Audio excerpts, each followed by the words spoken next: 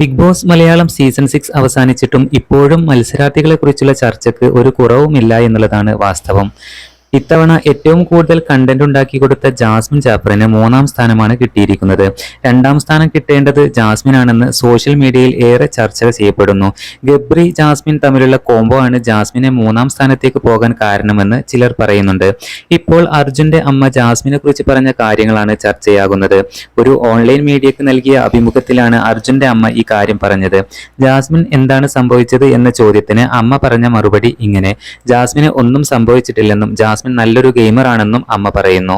അതുപോലെ തന്നെ ജെന്യൂനായി നിന്ന് കളിച്ച വ്യക്തിയാണെന്നും അമ്മ പറയുന്നുണ്ട്. ജാസ്മിൻ ഒരു പാവം കുട്ടിയാണെന്നും പറയുന്നു.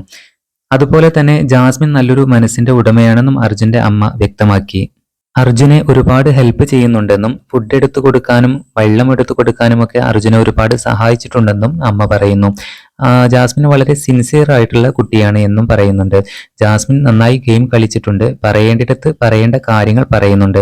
അവൾ ടോപ്പ് 3 വരെ വന്നില്ലേ, ഒരു പെൺകുട്ടിയല്ലേ. ഇതൊക്കെയാണ് അർജുന്റെ അമ്മ ഒരു ഓൺലൈൻ മാധ്യമത്തിന് കൊടുത്ത അഭിമുഖത്തിൽ ജാസ്മിൻ ജാഫറിനെ കുറിച്ച് പറഞ്ഞത്. എന്തായാലും ബിഗ് ബോസ് സീസൺ 6 ഇത്രയധികം ഉയർച്ചയിലെത്തിച്ചതിൽ വലിയ പങ്കുണ്ട് നമ്മുടെ ജാസ്മിൻ ജാഫറിന് എന്നുള്ളതാണ്. എന്തായാലും പുതിയ അപ്ഡേറ്റുകൾക്കായി നമ്മുടെ ചാനൽ ഒന്ന് സബ്സ്ക്രൈബ് ചെയ്യണേ.